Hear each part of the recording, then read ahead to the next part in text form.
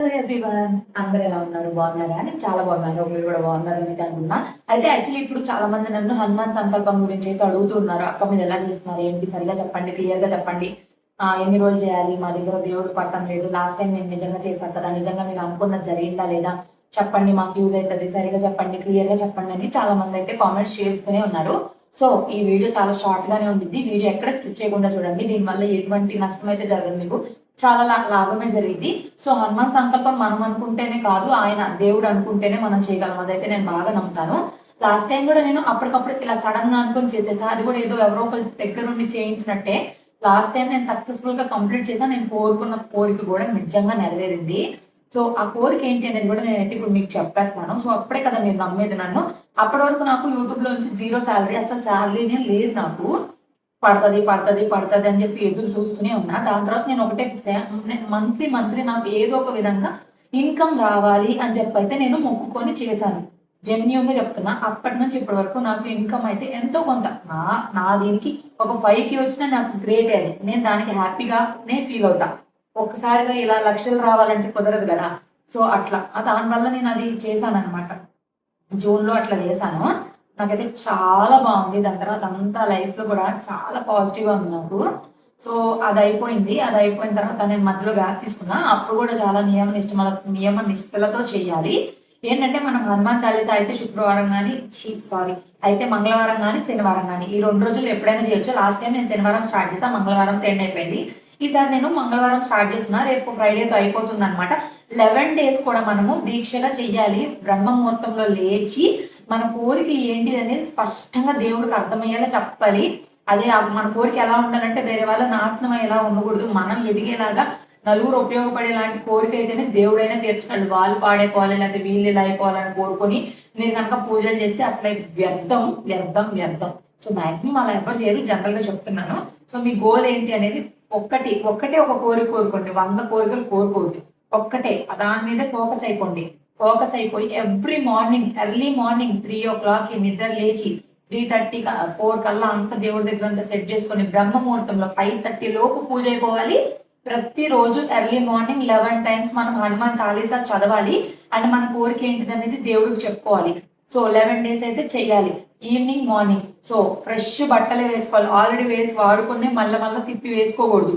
So fresh బట్టలు వేసుకోవాలి. మంచిగా నీట్‌గా ఇల్లంతా పసుపు నీళ్ళు జల్లేసుకొని మొత్తం అంతా ఇల్లు నీట్‌గా చేసుకున్న తర్వాత హనుమాన్ సంకల్పం స్టార్ట్ చేయాలి. సంకల్పం స్టార్ట్ చేసి స్వామివారికి జై శ్రీరామ్ అనుకోవాలి. అప్పుడేంటంటే జై హనుమాన్ ఎప్పుడు మనతోనే ఉండి మనకేదైనా ఆపదొచ్చినప్పుడు మనల్ని కాపాడుతూ వస్తారంట. సో ఇది 100 మందిలో ఇద్దరే చేయగలరు. అంత కఠినంగా ఉండిద్ది. అంటే మనం గట్టిగా అనుకుంటే చేసేస్తాం. అది మాత్రం నేను గ్యారంటీగా చెప్పగలను. నేను సెకండ్ టైమ్ చేస్తున్నాను కాబట్టి చెప్తున్నా. సో మనం అనుకోని చేస్తే 100-200% జరిగిద్ది. ఏదైనా మన బ్రెయిన్‌లోనే ఉండిద్ది. మనం ఎంత షార్ప్‌గా ఎంత గట్టిగా ఇది జరగాలనుకుంటాం అంతకంటే ఇంకా గట్టిగానే జరిగిద్ది తప్పించి తప్పుగా అయితే ఏం జరగదు. సో దాని తర్వాత ఏంటంటే మనము పూజలను మంచిగా ఎర్లీ మార్నింగ్ బ్రహ్మ ముహూర్తంలో చేసేసుకుంటాం. ఈవినింగ్ కూడా ఫ్రెష్‌గా మళ్ళా హెడ్ బాత్ అంటే రోజు అంటే నేనైతే ఇప్పుడు వింటర్ కాబట్టి చేయట్లా. లాస్ట్ టైమ్ అయితే చేసాం. ప్రతిరోజు మాప్ చేసుకొని దేవుడి దగ్గర ప్రసాదం అంటే మీకు ఓపిక ఉంటే ప్రసాదాలు చేసుకోండి. లేదంటే ఏ ఫ్రూట్సో, స్వీట్సో మీ ఓపిక పెట్టేసుకొని దేవుడి దగ్గర ఆవు నెయ్యితో దీపం అయితే వెలిగించుకొని 11 సార్లు కూడా మనము హనుమాన్ చాలీసా చదివేసుకొని ఇంకా పూజ చేసుకొని అలా చేసుకోవడమే. ఇక 11 రోజు మాత్రం బజరంగ్ బాన్ అనేది లాస్ట్ రోజు చదవాలి. అంతే కంప్లీట్ అయిపోయిద్ది. సో, మన కోరిక కూడా వెంటనే తీరిద్ది. మీకు ఏంటంటే మెయిన్ కోరిక తీరడం పక్కన పెడితే మీలో చాలా పాజిటివిటీనైతే మీరు చూస్తారు. అసలు నెగెటివ్ థాట్స్ రావు. నెగెటివ్‌గా ఆలోచించడం రాదు. చాలా పాజిటివ్‌గా లైఫ్ చాలా హ్యాపీగా ఉంది. చాలా బాగుంది అనైతే అనిపించిద్ది. సో, మీరు ఏదైనా ఒక గట్టి కోరిక కోరుకొని అది జరగాలి అని కోరుకుంటున్నట్లయితే ఖచ్చితంగా చెయ్యండి. మీరు చెయ్యగలరు. నేను చెప్తున్నా కదా! మీరు చేయగలరు. సో, చెయ్యండి. లైఫ్‌లో మిరాకిల్స్‌ని చూడండి. ఎఫర్మేషన్స్ అంటారు కదా! బ్రహ్మ ముహూర్తంలో మనం ఏం చేసినా సరే అది 100 టైమ్స్ ఒక్కసారి చేసినా సరే అది 100,000 టైమ్స్ వర్త్ అనమాట. ఎందుకంటే అప్పుడు యూనివర్స్ చాలా పీస్‌ఫుల్‌గా ఉంటది. మన మన కోరికల్ని యూనివర్స్ వింటదనమాట. రిసీవ్ చేసుకొని మనకు తొందరగా అవే ఛాన్స్‌లయితే ఉన్నాయి. సో, పాజిటివ్‌గా ఉండండి. సారీ. సో, ట్రై చేయండి. నేనైతే ఇంతే చేస్తాను. అంతే. లాస్ట్ రోజు మాత్రం వెళ్ళి హనుమాన్‌జీ దగ్గరికెళ్ళి ఏదైనా టెంపుల్కి వెళ్ళి మంచిగా నమస్కారం చేసుకోండి. ఇంకా అంతే అన్నమాట.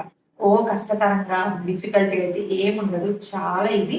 డిఫికల్ట్ విషయం వల్ల ఏంటంటే బ్రహ్మ ముహూర్తంలో నిద్ర లెగడమే. ఈ రోజుల్లో మార్నింగ్ 7, 8, 9, 10 వరకు నిద్ర లెగవట్లేదు కదా! సో, ఆ టైంలో లెగడం కొంచెం డిఫికల్ట్‌గా ఉంటుంది. ఐ హోప్ మీకు అన్నిటికి ఆన్సర్స్ చెప్పాననుకుంటున్నాను. శ్రీరాముల వారి పటం ఉన్నా సరిపోతుంది. లేదా ఆంజనేయ స్వామిది చిన్న ఫోటో ఉన్నా సరిపోతుంది. చక్కగా పూజ చేసేసుకోండి. ఓకేనా? ఇంతే వీడియో. నచ్చిందనుకుంటున్నా. క్లారిటీ ఇచ్చాననుకుంటున్నా. ఇంకా ఏమైనా డౌట్స్ ఉంటే ఖచ్చితంగా నాకు మెసేజ్ చేయండి. బాయ్. చెప్పడం మర్చిపోయాను. ఏంటంటే నాన్ వెజ్ తినకూడదు. ఉల్లి, వెల్లుల్లి అవేం తినకూడదు. అండ్ మనము మంచాల మీద, బెడ్ల మీద పడుకోకూడదు. నేల పడకనే చెయ్యాలి.